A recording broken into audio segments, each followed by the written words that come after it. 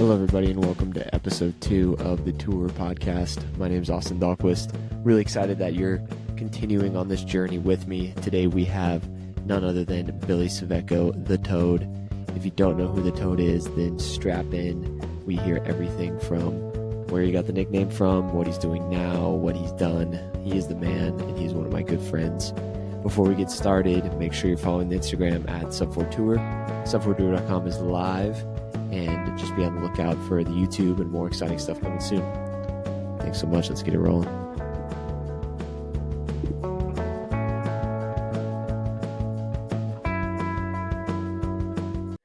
Billy Cvecko, it is an honor to welcome you on to the Tour Talk podcast. How are you doing today? What's up, brother? How you doing? Honored to be here. Doing good, man. Excited to have you here. I'm coming off of COVID, and it's just always a blessing to get to talk to you, to see your face, and thankful that you're joining today. Second episode of the Tour Talk podcast. Bill and I have known each other for many years now. We actually met, I think it was about 5 years ago. Bill was living in Austin, Texas, working for FlowTrack, right, at the time?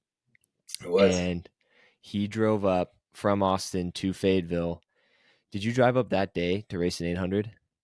I honestly can't remember. I've got a bad memory, but I do. Yeah, because I think I was going to leave that same day because I had nowhere to stay. So yeah, I drove up that day to run an 800, first indoor 800 in I think 2 or 3 years.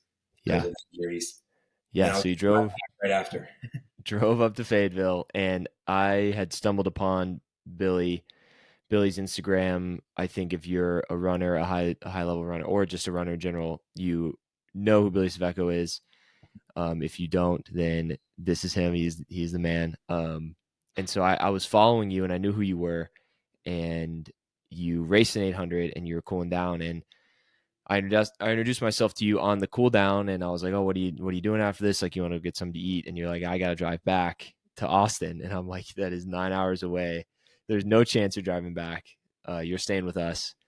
And so Bill comes in, we got to dinner, comes back to my place, my roommates and I, and I go to sleep, but he ends up talking to my roommate, Nick Costanza, till like 3 a.m. But we got up at 6 for a long run.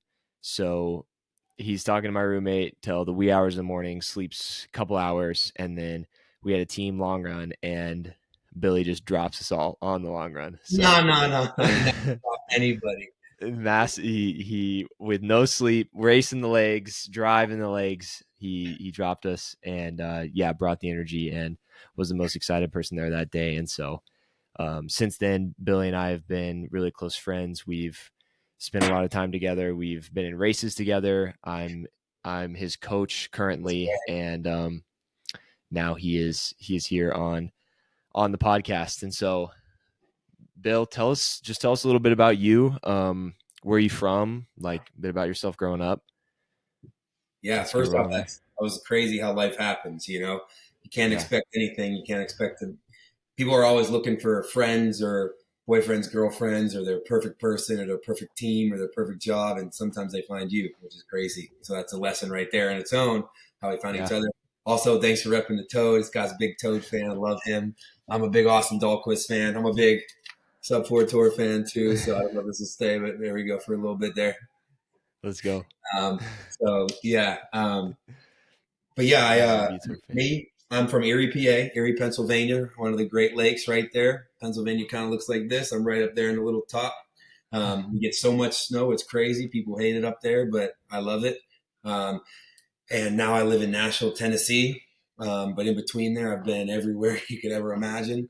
Lived in Austin, Texas, San Diego, California, Manhattan, New York, Tuscaloosa, Alabama, Pittsburgh, PA, Erie, PA. I went to Penn State, went to Syracuse. I went to John Carroll for a second, and now I am here in Nashville, Tennessee, baby. I love it here. I do actually like it here. I want to stay for a while. All those other places, I was getting bits and pieces of things I liked, things I didn't. So I was figuring out the hard way, I guess, or the fun way, they should say. That's where I'm at now is Nashville, and I love it here. It's fun. Let's go. Why were you moving around so much? Was, I guess, some of those in college I'm guessing it was because of running, and then the other times it was all work related is why you were moving. Yeah, yeah. So I went to Penn State, got a master's degree at Syracuse, and then my first job was at Fox Sports San Diego. So I got to work with the Padres, huge baseball fan. Yeah, Roberto Clemente is my background right here. He's a baseball player for the Pirates. Um, got a Nashville Sounds Cup. Anyways, love baseball. Went out there to work for the Padres. Did that for a year.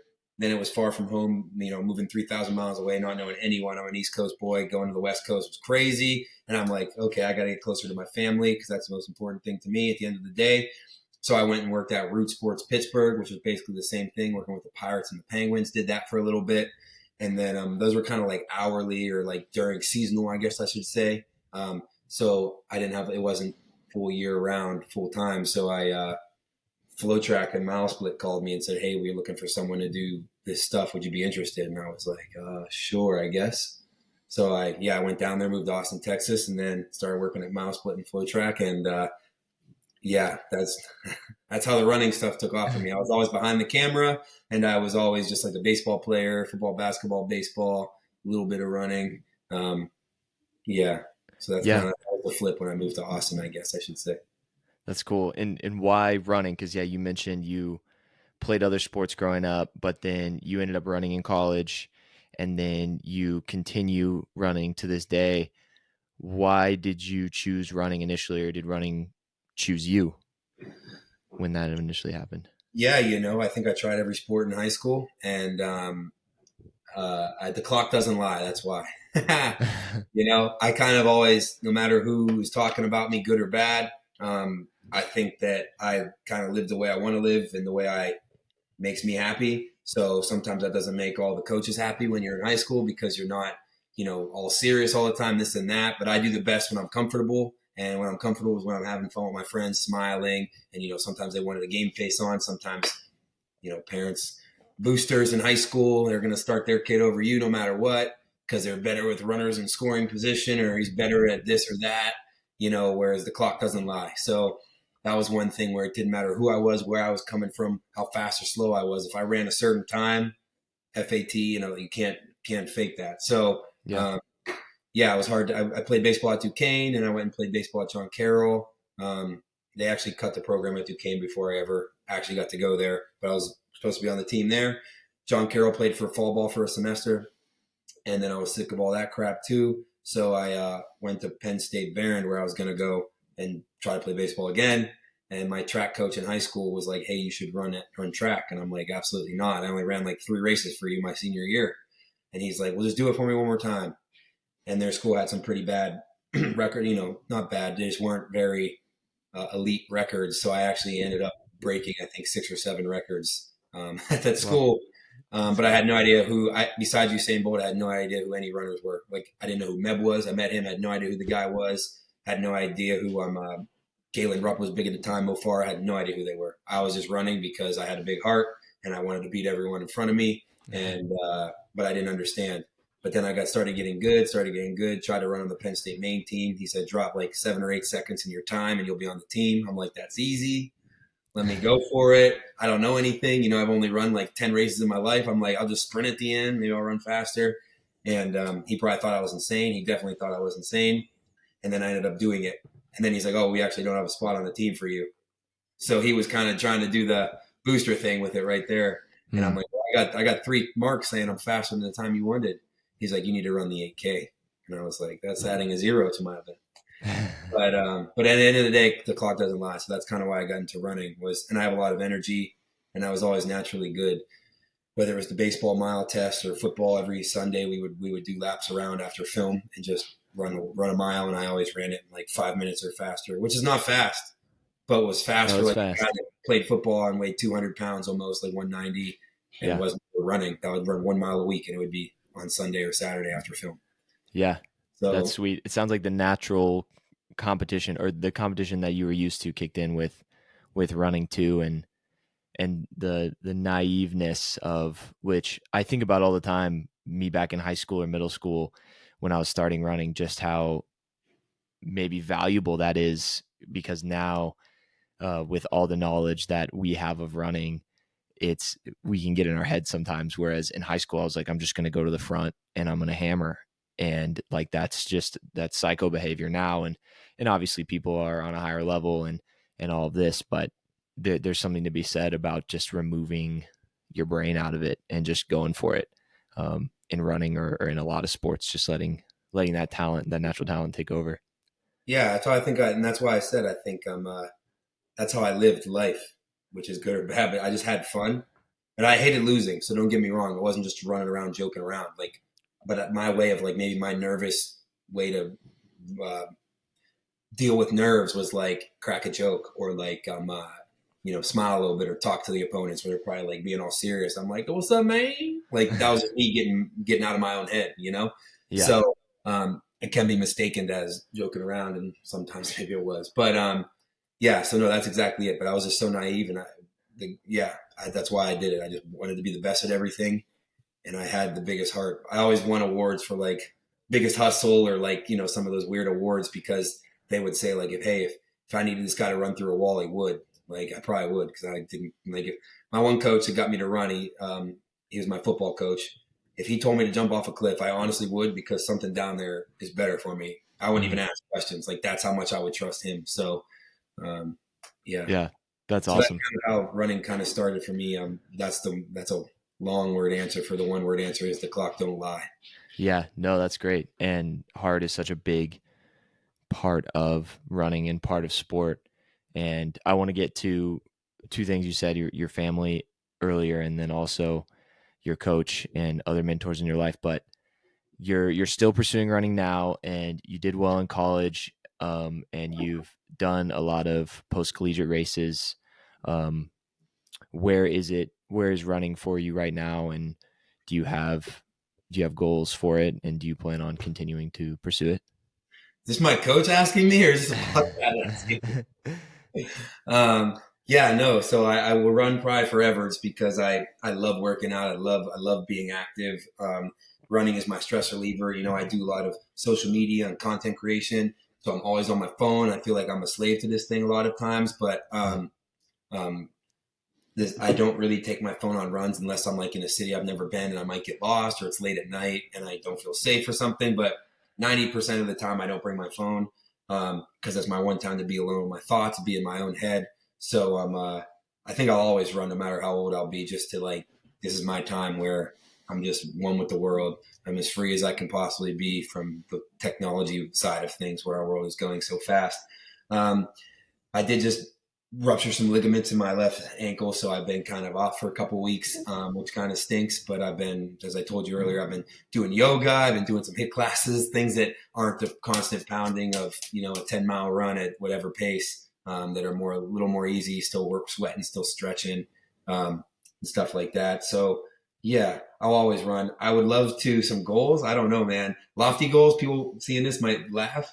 Some high school kids are faster than this, but some pros might be like, this guy's old. He's never going to run this fast, but I don't care. No way. I would love to like try to get as close as I can to, breaking 14:20 in the 5K, or faster than that. Hopefully, I think I can even go faster than that. Would love to break 150 in the 800, and I would love to go sub 405 in the mile. My PRs are semi close to that. So maybe, nothing's unrealistic, but also you can do whatever whatever you do.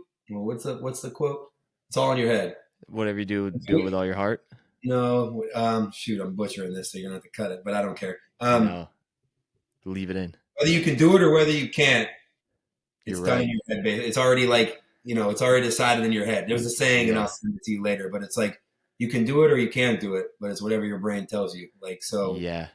I'll think of that quote. But I think it's whether you do it or you can't do it. You're right, but yeah, something that's along what it those is. lines. That's what it is.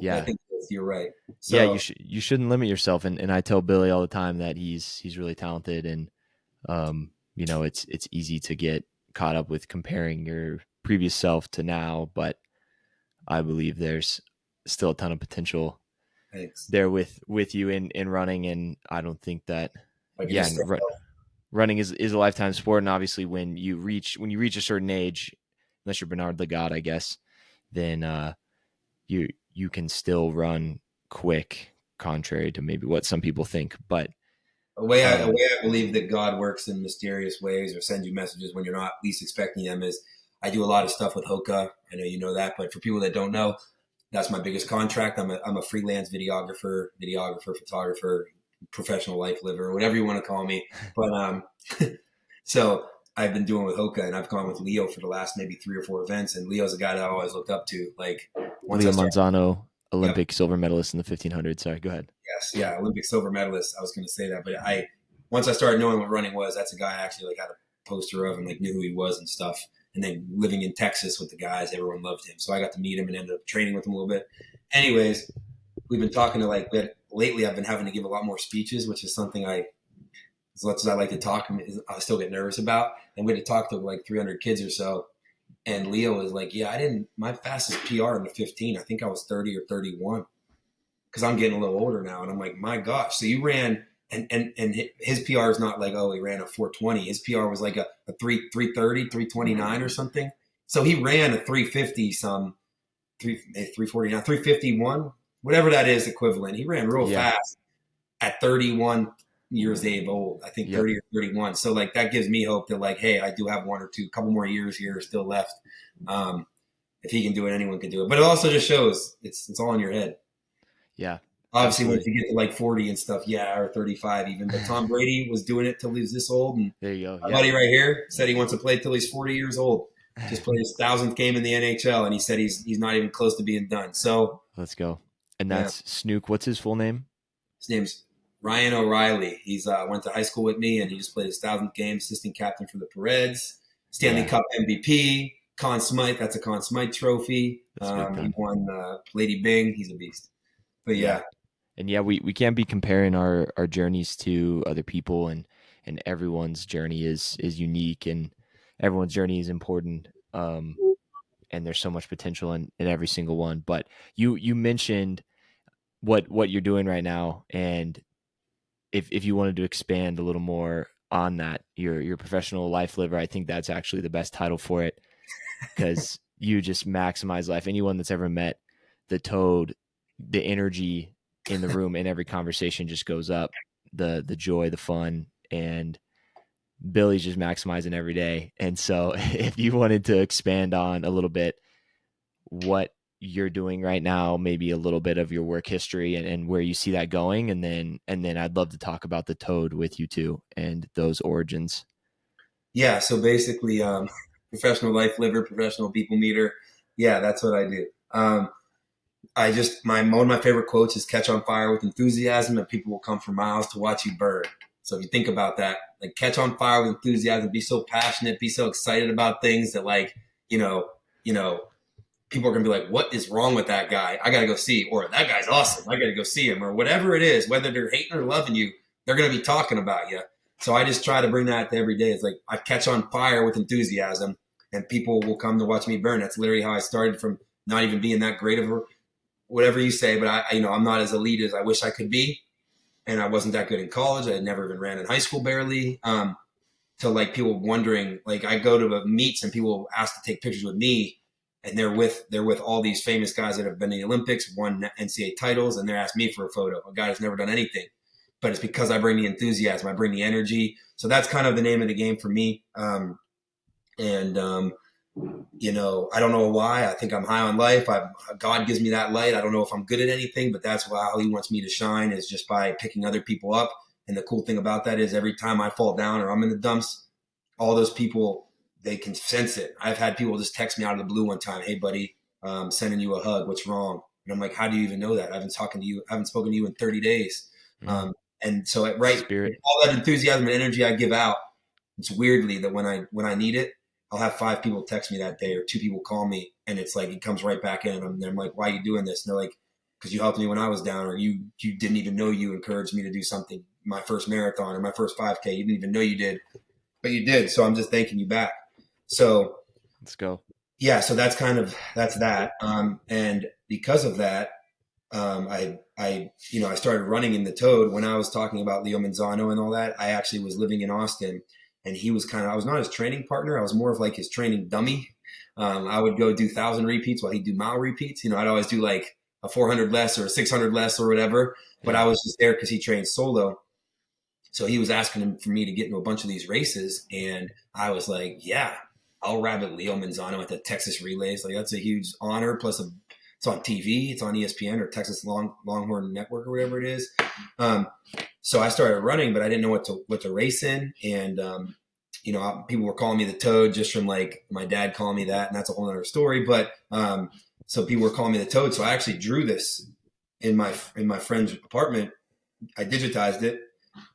I printed out a singlet and I ran in it. And and then I would interview people right after I would run in them. And they were like, what is wrong with this guy? He just ran a race. Now he's interviewing people. Then he's going all around the country covering for Miles Split and Flow Track. I was covering all these high school meets, some college meets, a couple pro meets. And the Toad became known. And my last name's kind of hard to pronounce. So maybe that helps with they just call me the Toad instead of Billy Cvecko. So yeah, then I started doing that, and people really wanted the Toad singlet. I'm like, why? I'm the Toad. And they're like, exactly, you're the Toad. We like following you. We like your energy. So then I started printing them, and now the people that have worn them are insane. Cooper Tears worn one, Brody Hasty, you got a Thing Mo. I actually have a Toad Track Club record book. It might be better than some colleges in some sense, because people have girls are broken too, and all this crazy stuff in the Toad, and it's nuts. So that was really cool. And then people were starting to see all these other people. So even if I wasn't running fast, I was covering the meet. I was running okay still. And then all these other kids started wearing them. Lex and Leo Young, Aaron Solomon, Colin Solomon, Connor Burns broke a couple national records last year wearing the Toad. Yeah. Cole Mathieson, the Foot Locker national champ. So the kids all started wearing it. And then brands were like, why is everyone wearing? Who is this guy? And I think they started reaching out to me. So during COVID, when I was, everyone was at a dark time, but I work for events and stuff, and they shut down all events. So Nike reached out to me, and they asked me to be the host of Foot Locker Nike Cross Virtual, which I understand that's kind of lame compared to the real thing, but that was how I kind of got started. I think I made 57 or 52 videos in 30 days, and it was actually insane. And I was doing it all by myself. My whole apartment was a green screen and all this crazy stuff. So that's kind of what I started with that. And then I started freelancing right after that, because I was working at Flow Track, working at the Armory in New York City. But yeah, always kind of like a hype man, I guess is a simple way to put it, but so much more. I just edited 400 photos of the Lipscomb track team. They got a shoot. They all got to pick their shoes. So I tried to make it look pretty cool. And then, so I guess professional life liver, but I'm a freelancer, and I do pictures with Lipscomb. My roommate plays in the NFL, or trying to. So I shoots a lot of his stuff. He's introduced me to some cool people. I live in Nashville. I've done a couple music people, but Hoka's my biggest gig. And when I go to events, sometimes they want me behind the camera. Sometimes they want me in front of the camera. Sometimes they ask me to race or pace. So there is no job title for the Toad besides the Toad. Yeah, that's awesome. That's why they sent me this, actually, because I film a bunch of football players. So they actually sent me this helmet. Look at Toad Life down the back. That's and this is a game use. You can, this is real, yeah, that is next level. No, cool. you are the ultimate hype man. And yet I guess a question that I have, maybe others are having, is how do those opportunities come about? You talked about, your connection with Leo Manzano, and, wearing the singlet on national television and stuff, but how now do you get work? Are you reaching out to people? Do you know people? Are they just hitting you up? How is the Toad booking gigs these days? The Toad is always rich, he's rich in friendship. So that's the biggest thing is, I ain't got no money, I ain't got nothing else, but I got friends, man. That's all we got. So I always say I'm rich in friendship, because I truly am. And I think that's the thing is, like I said, as a professional life liver or professional people meter, I'm constantly meeting people, I'm constantly talking to people. And I've been really blessed where when something goes down, some other thing comes up. And when something goes like this, something goes like that. Or every time I go to one event, I normally hear from one or two other people that are interested in taking me to another event. So yes, I have written very long, detailed, pitches, I guess you should say, or what's the word I'm looking for? But yeah, basically ideas or pitches or what you think you could do. and they've gotten turned down. Sometimes people won't even answer. So I just wasted 4 hours on absolutely nothing. But other time it's just word of mouth where, hey, I went to this meet, and if someone will be there and be like, I have a meet coming up in 2 months. Do you want to come there? What's your rate? What do you do here? What can you do for me? And then, yeah, so the most biggest one right now is Hoka. I think I have 57 pairs of Hokas upstairs, all size 10. Sorry, Austin, but I know you're 12. But they just send me a bunch of stuff, and I actually love Hokas. Back to when we were training with Leo, he signed with Hoka, was their first athlete. He was getting me to wear Hokas. I had 6 stress fractures in college. Ever since switching to Hoka, I've had a couple, but they're more Billy related instead of shoe related. They're more me being a clown, joking around and stuff. But so yeah, basically that's how it happens now. And then if I want more or less, I just reach out. Like I just wrote a proposal to Lipscomb to try to be on retainer for them, and they kind of like met me halfway. And now I do some stuff with Lipscomb, and then I'm there's some TikTokers and people in Nashville. So now I'm the guy that, hey, they give me a couple $100 for 40 minutes of my time. And I'm like, okay, I'll do that. So now it kind of bounces around where it's like word of mouth. And now that I've been in Nashville long enough, people have started asking more and more about this and that, and this and that. And that's why I don't want to leave, is I have a decent base here. So that's why I'm trying to not hop around like I always do. So yeah, that's kind of how it works. It's kind of confusing. It's great, but also not great at the same time. That's really cool though. I mean, a lot of people dream about being able to make their own schedule or freelance or be able to be flexible, because you're relatively flexible, and it sounds like there's a huge pipeline of work. And yeah, that's super cool. Content is king right now, is what everyone keeps saying. Yeah. Everyone's Oh, content is different. Like, I'm not saying mine's great. Like, again, the first thing I said is I think I'm very okay at everything. Can I shoot photos that are decent? Yeah, okay. They're not Joe Hale or whoever he thinks awesome, Can I do videos? Yeah, but it's not Martin Scorsese. And I'm like, and then can I also run at a decently high level? Yeah, but I'm not Austin Dahlquist or Craig Engels. But yeah, so like, I think that's the same thing as some people want the great stuff if they have the budget, but if not, they just want content. And I live here. So they're like, Billy, meet me here in 20 minutes or something. And I'm like, okay, let's do it. I like it to be planned more, but I've done stuff like that where it's like, boom, let's do it right now, here and there. So I yeah. think everyone wants content now, no matter what it is, how good it is. They want good stuff. But And it's valuable. It's valuable to be good at all the things that you are good at. You say you're okay at it, but you do have a ton of skills and really good people skills, a really high EQ, and you can handle the camera, the mic, and you bring the energy. And it's kind of like the perfect time where you are launching your brand, and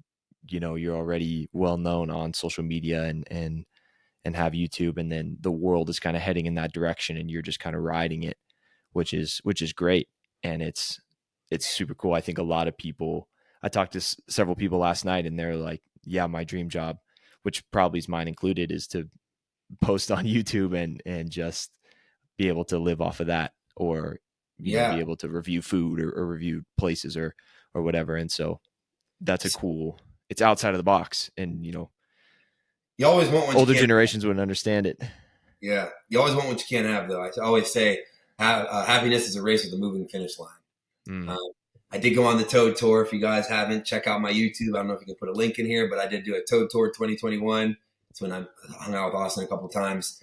And, we lived in an RV, van life. Everyone thought that was sick. And now looking back, it was freaking amazing. I would do it. I think I would do it again.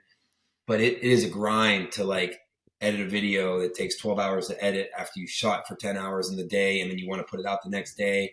And, everything is always looks greener on the other side, right? Like, and then, but we did pay rent. I did pay rent for a couple months, almost a year. And my rent is very cheap at the old house, but I did pay that off just YouTube. So like, you can do it. It's hard, and it's hard, but I think nowadays, like you said, it's going more towards that, and I would like to maybe focus on that more myself, just like it looks like you are. But yeah, I am kind of riding the wave and seeing where it goes. But I think I could really take off if I found one or two things and focused and actually went all in on them. I do. My friend came over the other day, and he's a big Instagrammer, TikToker. I don't know what he is, but he's a cool. I love the guy, Mac Herford. Look him up. But he has like a job like me where no one kind of knows, but they kind of know, but they don't. And he's like, yeah, dude, you just got to find your thing. And then I'm like, well, I have this. And he's like, well, what's this? And I showed him this, and I showed him this, and I showed him pictures and videos. And then I showed him a video, and he goes, wait, you have 10,000 subscribers on YouTube? And I'm like, yeah, but I haven't like posted a video in forever. And I totally forgot about it myself. So, yeah, you just got to stay with it. Yeah. Sorry if that was a little bit of a ramble, but yeah, it is fun and it is crazy, but it's also like the constant motivation is yourself, like when you have a job, you have to do these certain things. You have meetings, you have deadlines, you have quarterly updates, you have this and that.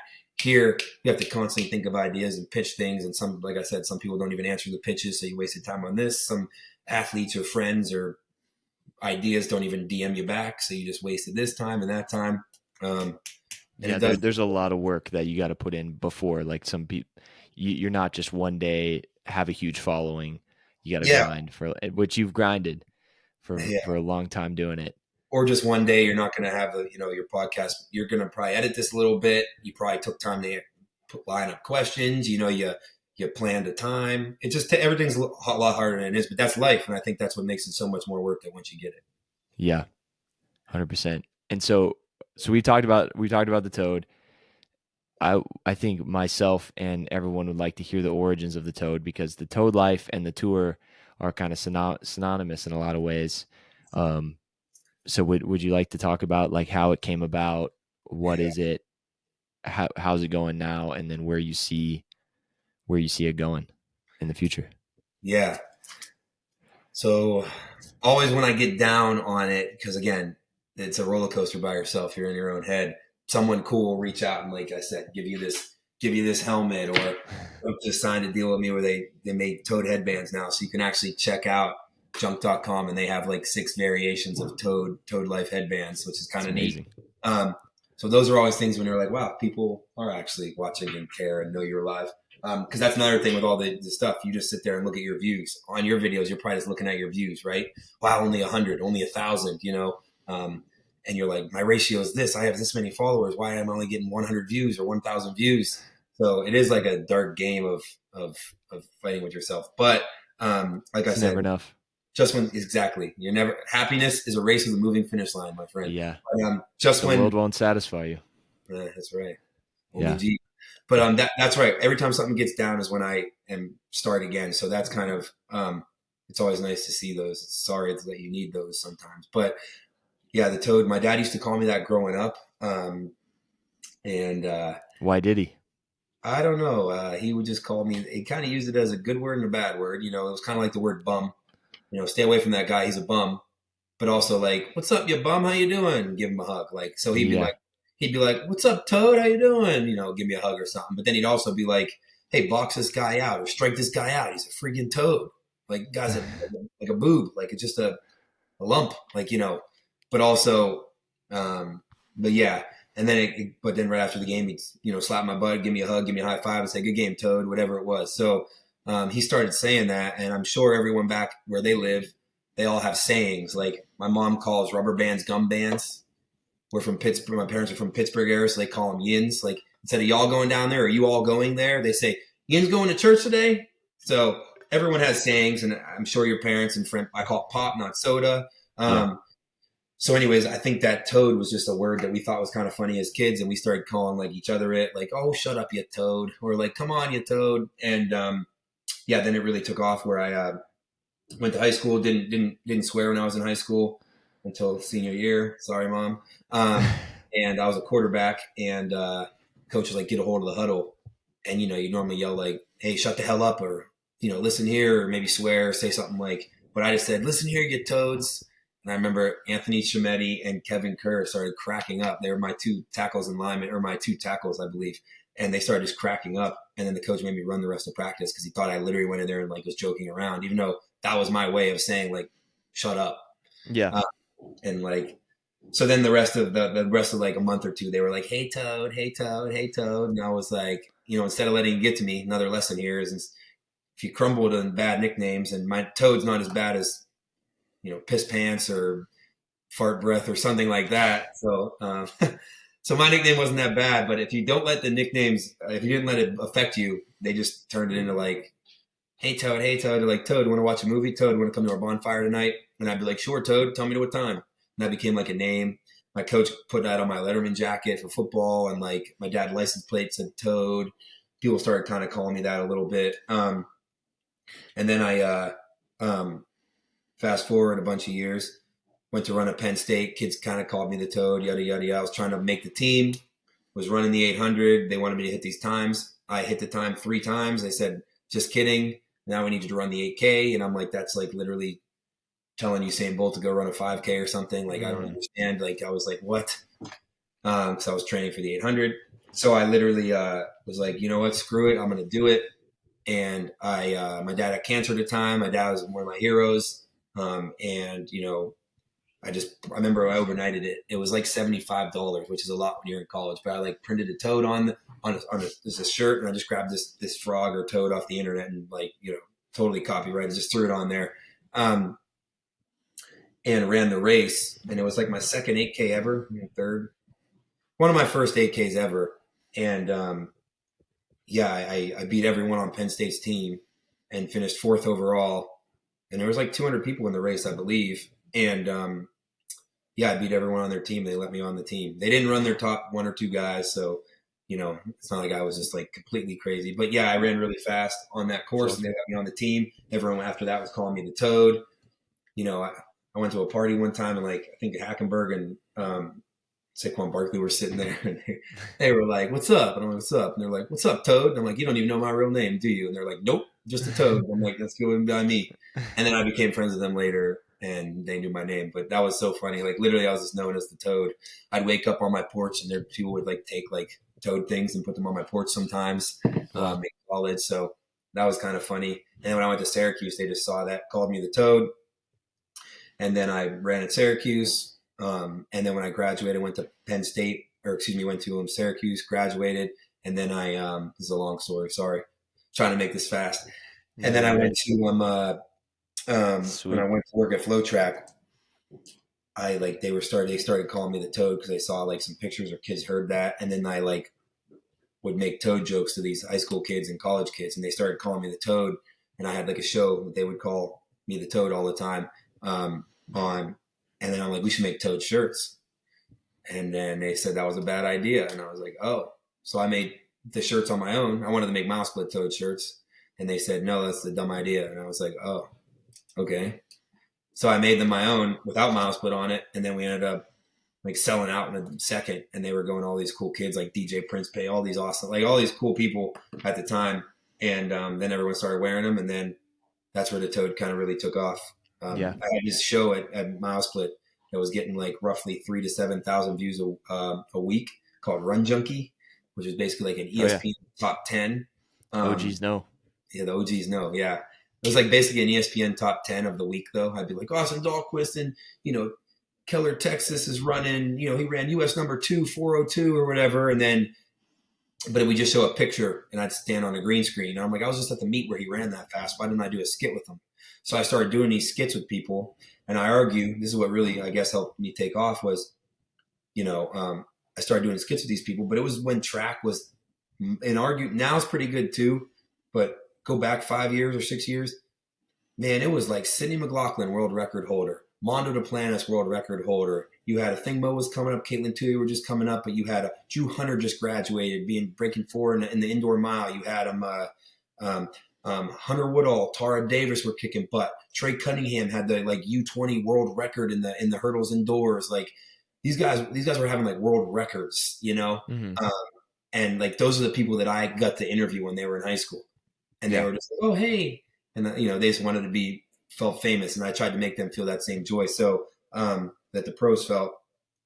But now those skits, you know, they blew up when I would make those little skits. So it went from getting 3,000 to 7,000 views to getting like almost 250,000 views a week. Just from like the 8 months I kind of like worked there and was trying to do those things. So that really helped with the Toad push too. So that's that. And then I started racing with the Toad and all that stuff. And then people started asking more and more about it. More people started wanting to race in it. And that's when I drew that logo and actually digitized it and trademarked it and stuff and started racing in it. And then I started making a hat because I wear hats. 20 kids would ask me for a hat. That's right. 20 kids would ask me for a hat. Then I've made hats. Then I made like a tie-dye shirt. 20 kids would be like, how do I get one? How do I get one? Then I'd print them. So I'd test them on myself. And then it's not a clothing brand, but it kind of became somewhat of one just because I started making stuff just that I wanted to wear. And kids started wanting it. I don't think I'd ever try to be a clothing brand. You never know. So then people started trying to, like, you know, they want singlets, they want t-shirts, they want hoodies, they want hats, they want headbands, they want all kind of stuff. Yeah, running shorts. That's right. That's what you love. Transformed into that, and then yeah, and then I started, like I said, then I started freelance on my own, where I started doing more photos and videos, and then I made the Toad Vision Instagram, where it's kind of like mine is my personal stuff. The Toad Vision is kind of all my production stuff, and then Toad Track Club is kind of like all the people that run in the singlet and stuff like that. So that was a very long-winded answer. That's why it's hard. It hasn't been told correctly many times because it's a long one. But and I left out a lot of parts in there, but those are some of the key stuff. But that's how the Toad life kind of started, kind of where it adapted in some pivotal points in it, and then where it is kind of now is now just a Toad life. Yeah, I don't even know what it is. It's just a lifestyle. It's a vibe. So yeah, I don't know where we can go next. I think next, you know, I don't know what I want to do in my life. You know, do I try to be like just a reporter, like or an interviewer, or like a host of, like, you know, John Anderson's getting old, or Lewis is getting old. Someone needs to step in there. Who's it going to be? Maybe it's the Toad. That would be fun. Maybe I need to be more serious. Maybe that's exactly what we need, is my interesting take on things. I don't know. Yeah, I don't know. And then, yeah, I don't know. I do know, but I'm still thinking, so I don't want to speak too early. Trust me, I'm always thinking. That's one thing about me, is I have a lot of ideas. Yeah, Yeah, you're one of the most creative people I know, for sure. Definitely the most interesting. But yeah, I'm just I don't know what's going on next. I have some ideas, but I'm gonna wait for them to play out before I talk about them. Do you want the Toad to eventually be something that you can live off of, or you just want it more as kind of an ancillary thing to with your career, whether you continue being a freelance reporter, interviewer, event coordinator, life liver, or do Yeah. you want it to maybe be something that is like your total main, which you kind of did in the Toad Tour a couple years ago? It was like, okay, I'm going to make a lot of content, I'm going to push the product and the Toad life. And Great question. I think, like I said, right now I had this talk with the Mac guy, the guy that was the influencer slash content creator that was at my house. Is I'm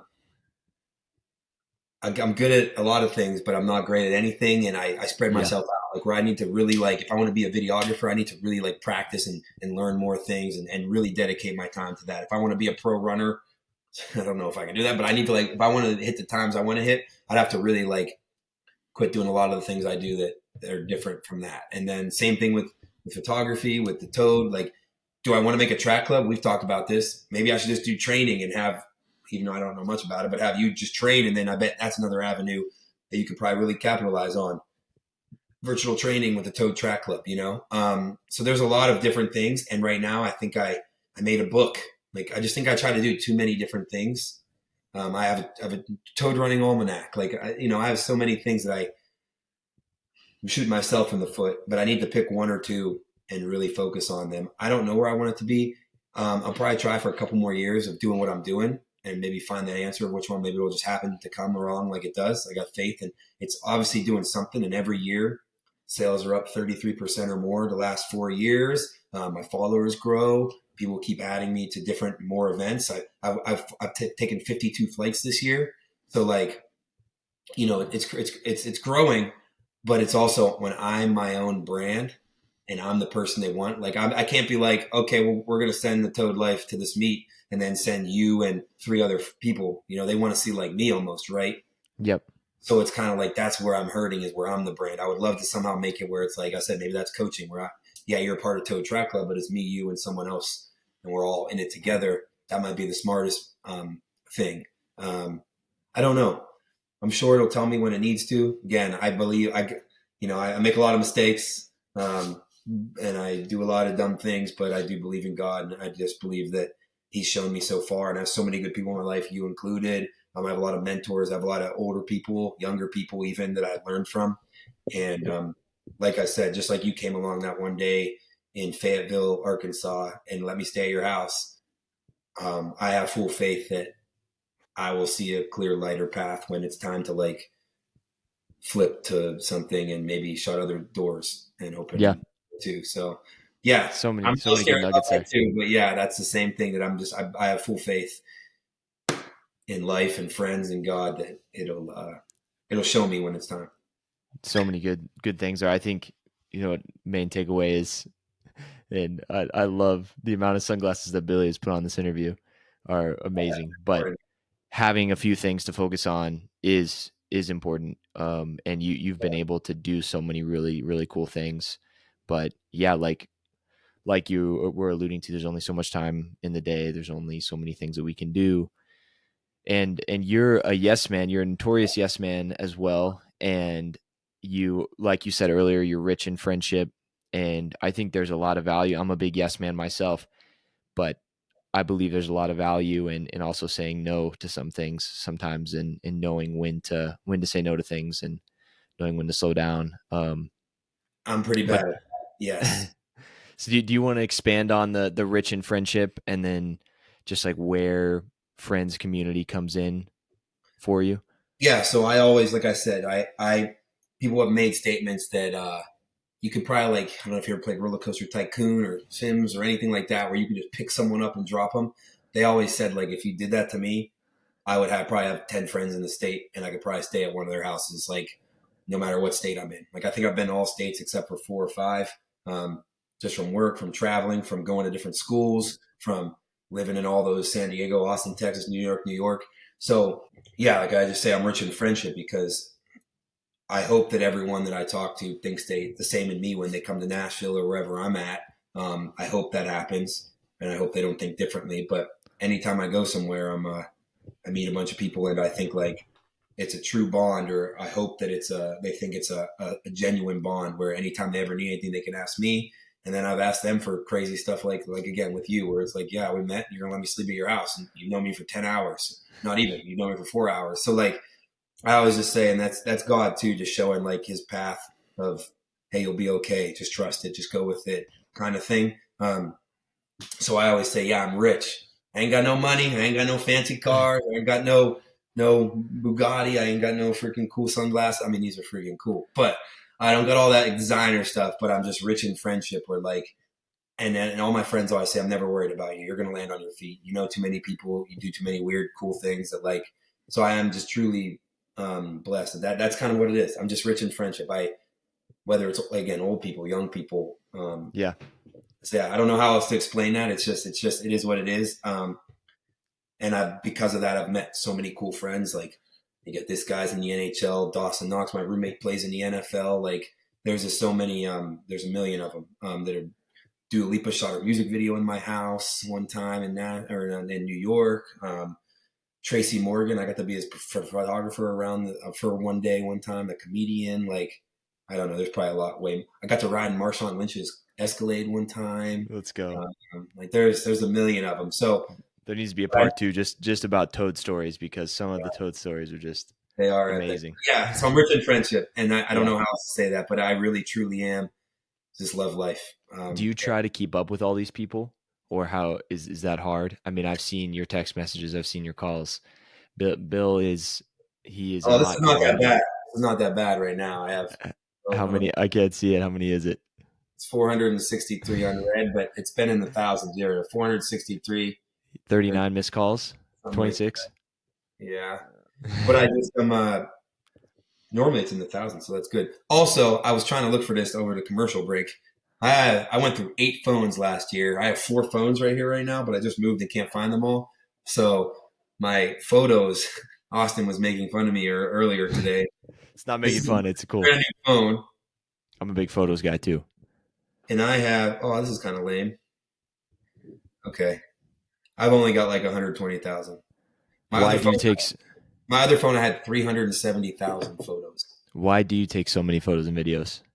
Yeah, so I'm always going, and I'm high energy, and I'm weirdly good at memorizing numbers. 8352310. They get Derek Amendola's number from 10th grade. Like I remember all this numbers, but I cannot remember like certain moments. And I remember faces, but I can't remember names and sometimes stuff like that. But if I take a photo or a video is easier. But if I take one photo, you can send me a photo 10 years from now and I'll remember the exact what I was wearing, almost exactly what happened, what the weather was like. So for me, these are snapshots, but they are literally like I feel like Dumbledore. You know, there are snapshots that like they leave my brain, but when I see that photo, it re-enters and I can feel everything Yeah. that I It's just um, your life again. yeah, and that's my way of remembering. I know that some people might not, and that's how I got into photography. I remember when we were at Penn State, I'd always be taking photos with my phone, and they were like, "Don't be taking photos. We're at a party," and like all this stuff. And I'm like, and I would never expose people and send them out to everyone or anything. Um, but the next day, I'd get text message from the girls' team, the guys' team. Yo, send me that photo. That was sick. I'm glad you made us take that. But they'd be Yeah. complaining at the time. So even when it was just a cell phone, probably a flip phone at that time. That's how old I am. That's how I'm. So that's how I got into it. So yeah, I've always just been obsessed with like capturing the moment. But I try to do it, and sometimes I'll take them and post them at the end of the day, at the end of the night. Like I'll just take a quick snapshot, put my phone away. That way, I'm not like tagging everyone, posting it Yeah. on time. And I am truly. I try to make it so it's not taking away from Yeah. You what's want to happening. be present. You want to be present in the Um, moment. Sometimes it does. Let's be honest. Sometimes it does, Yeah. but other times I try to just crack one and put it away, and then post it later. And then that's when I worry about the tags or the whatever you got to do. So yeah, Yeah. that's some. I forgot what you asked right there because I've been talking too much. But what'd you say? No, it was you answered it. It was about why you take so many That's photos why and I take videos. something. Yeah, Because your story's always popping too. Snapchat, Instagram. Billy's story is always popping. He's always out and about. And I mean, you're the totally. first person that people invite when they're in your vicinity Yeah, there because are even people you in know Nashville that are too cool because they're like influencers here and stuff. But me, BK, and Jordan, my two roommates right now, we're kind of like the energy people. Like I'm kind of pumped that we all live together. We're either all gonna die or we're gonna be it'll be amazing because like there's people that wouldn't invite me to these things, but then they're like, oh, we need the energy, and they're literally like, we need the energy, and we come busting into the event wearing these and all kind of stupid stuff, and then like people are people are always they yeah. love it. It's crazy. So yeah, Where that is where do you think that energy comes from? Because you don't do Billy doesn't drink caffeine, doesn't take caffeine, yeah. and probably doesn't sleep as much as he should, Oh especially as an no, elite athlete. I sleep. When I was working at Flow Track, I think my average was 4 hours and 30 minutes for about a year and a half of sleep. Um, which was horrible. Built different. Yeah. So yeah, just naturally high on life. Like I said, where's it come from? My Yeah. enthusiasm. Like maybe my parents, how they raised me. If I'm looking way back, but I just love, I just love life, and I think that if you go at something not pumped about it, it's going to be horrible before you even started it. That's great. You got to be so like, even if it's like taxes, you got to be like, I'm gonna do all these taxes. I'm gonna crush it, and it's gonna be done. It's gonna suck today, but it's gonna be done tomorrow. So Yeah. like, let's get it out. Like, where if you go in like, oh man, I gotta do taxes and all that stuff, you already lost. You Yeah. gotta do long runs. If you're complaining about a long run or a hard workout, you gotta be like, man, I'm gonna rip this one, or like, let's freaking go. Instead of being like, I can't believe I have to run 18 miles today. Oh my gosh. So like, Yeah. literally, it's just perspective is everything in life, and it's also like everything is what you make it. Every single thing in life is what you make it. A loss is never a loss if you learn something. You don't lose, you learn. So like Mm.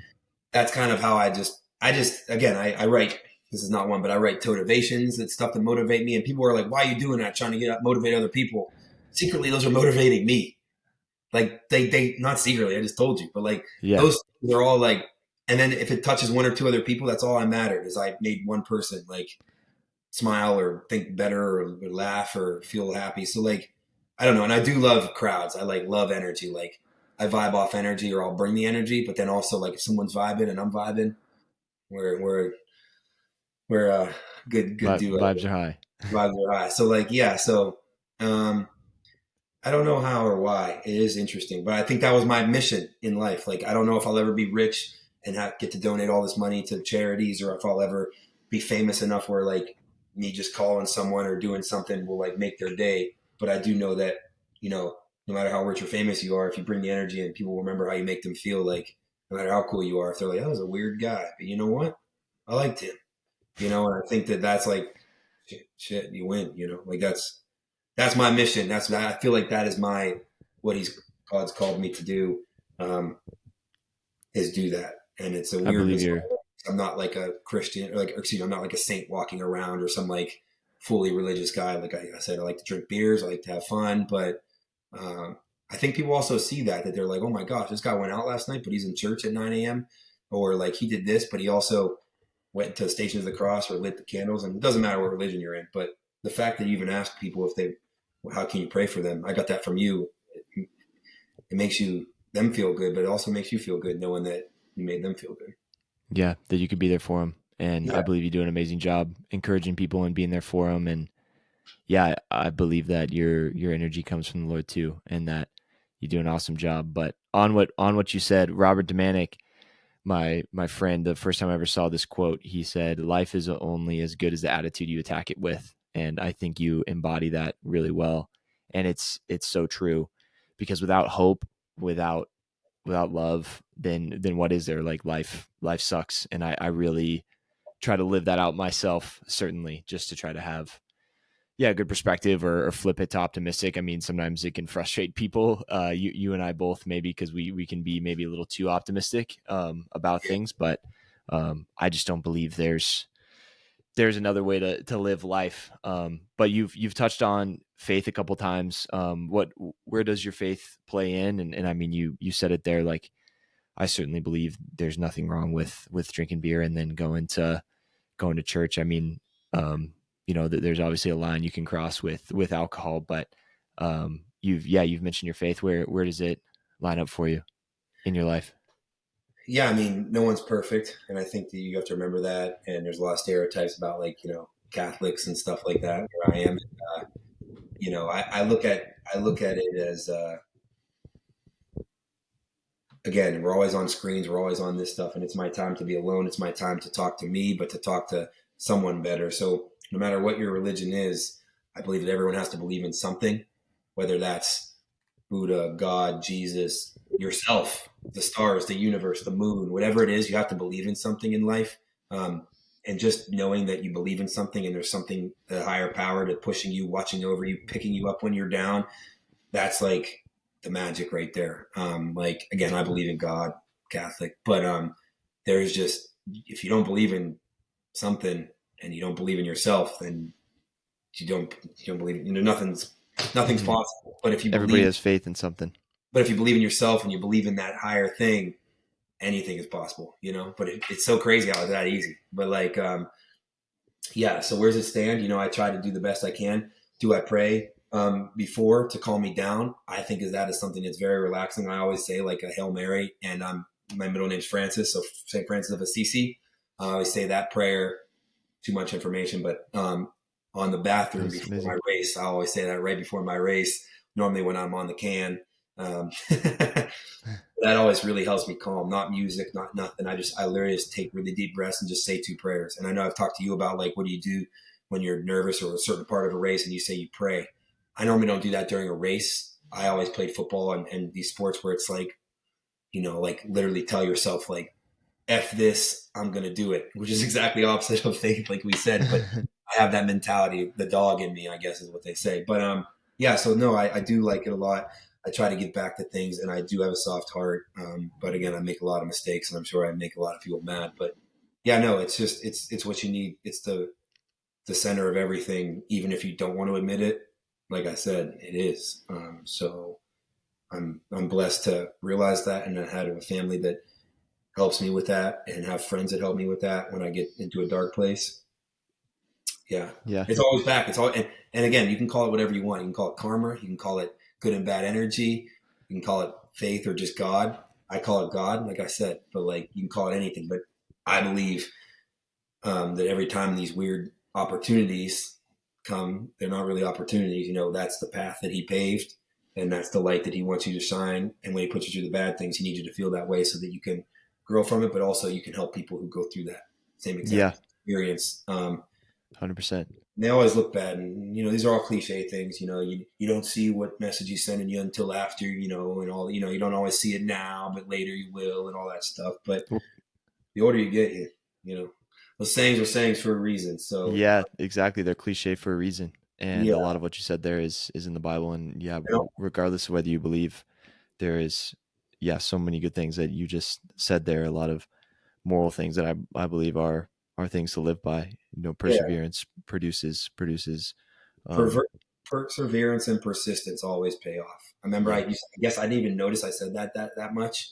Um, but when I was at Syracuse, this girl was from Germany. Her name's Anna. She's awesome. She played on the field hockey team, and she's from another country, so she doesn't have all these friends in the States. But we got pretty close, and at the like her last day when she's graduating, she's like, come here. And I'm like, that's the locker room. I can't go in there. She's like, no one's in here. Just come here. And she pointed at her name and it said her name tag, her number, and then it said perseverance pays off. And she's like, I got that from you. Because she got to pick a quote to put on her like nameplate. And she yeah, picked let's that. go. And I was like, holy cow. Yeah, So, and I've been injured 6 times. So if I don't have faith, then I would have quit 20 years, yeah, 10 years ago. So like that's another thing to like, and again, call it prayer or call it reflecting, call it meditating. I'm not good at being alone, but that's my time alone is when I'm praying. And yeah. so Well, again, one of my it goes differently in my ways than yours, and yours is different than hers and his and that. But yeah, everyone's journey is different. it is, especially but their spiritual journey too is. Yeah, and I believe James 1, take joy whenever you face trials of any kind, for it produces a perseverance in you. And I think that's one of the best one of the best Bible verses. I mean, we just talked about like being joyful in those times, like when things are hard, and like having a good perspective on it, because your perspective on what you're going through can do wonders for you and for others around you. But um, that's awesome, man. Thank you for sharing that. And It also taught me again. Everything's kind of funny with me, but like always take the leap of faith. That's funny because it's a toad. Ha ha ha. Like yeah, take like someone sent me a. My mom gave me a charm, and I've had other people send me gifts and stuff of like always taking the leap of faith.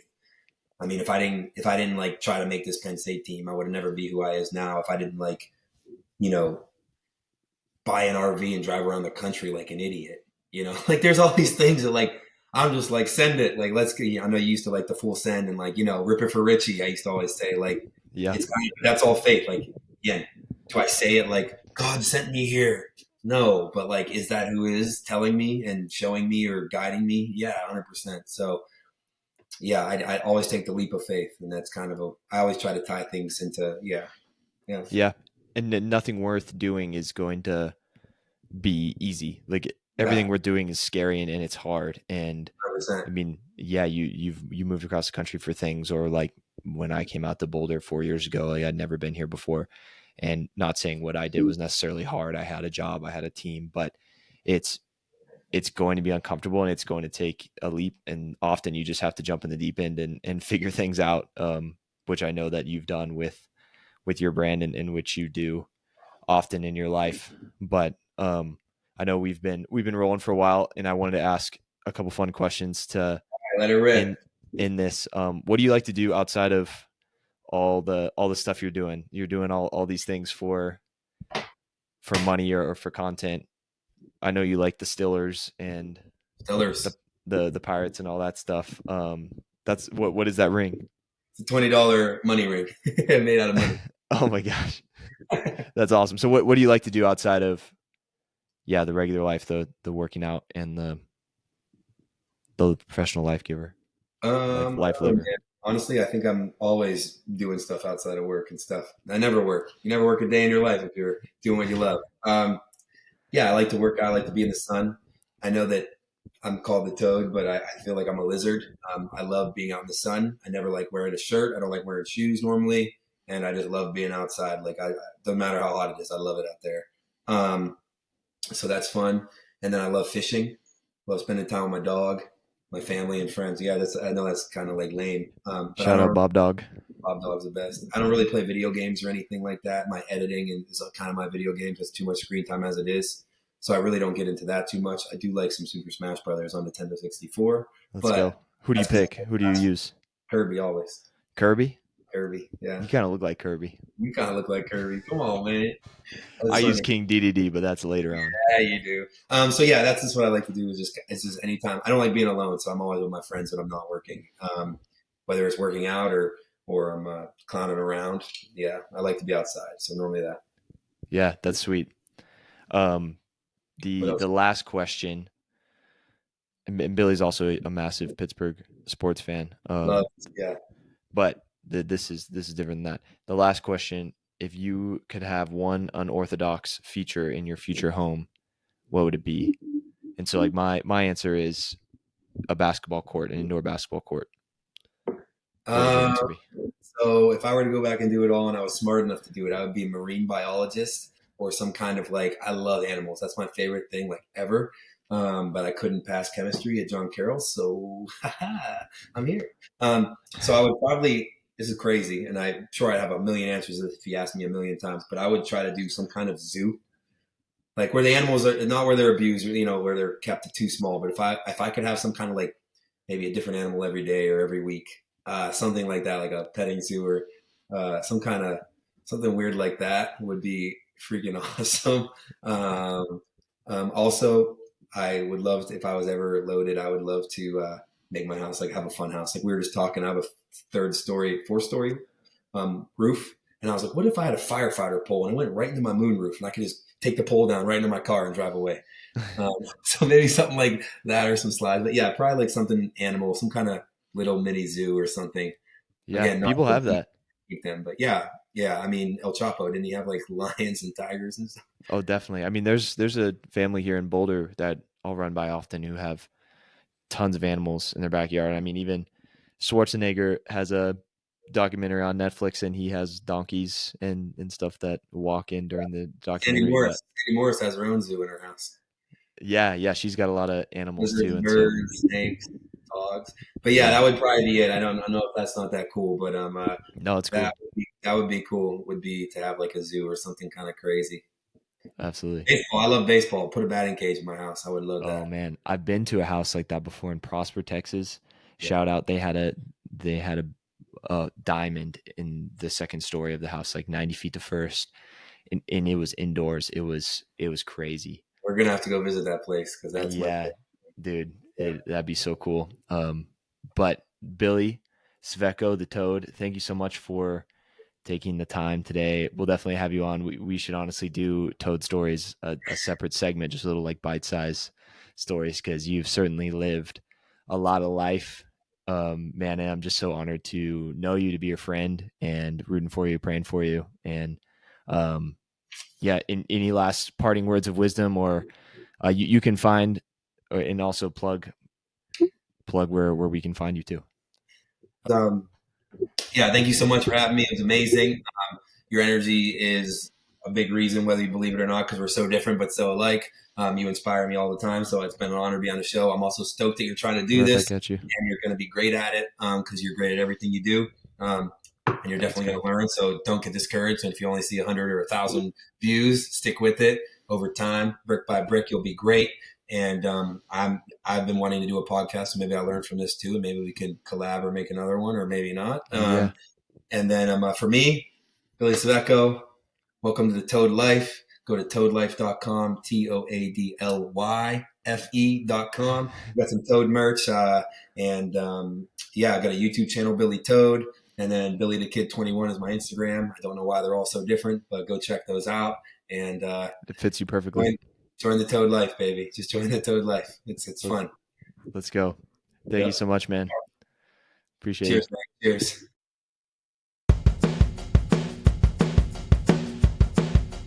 Thank you so much again for tuning in and listening to episode 2 of the Tour Podcast. My name is Austin Dahlquist, and I hope the conversation today inspired you, motivated you, and got you going on your tour. Stay tuned for more podcasts coming soon with some amazing people. Check out the Instagram, check out the website, and know that the DMs are always open. Let's collaborate and let's pursue our goals together. Thank you again. Have a good one.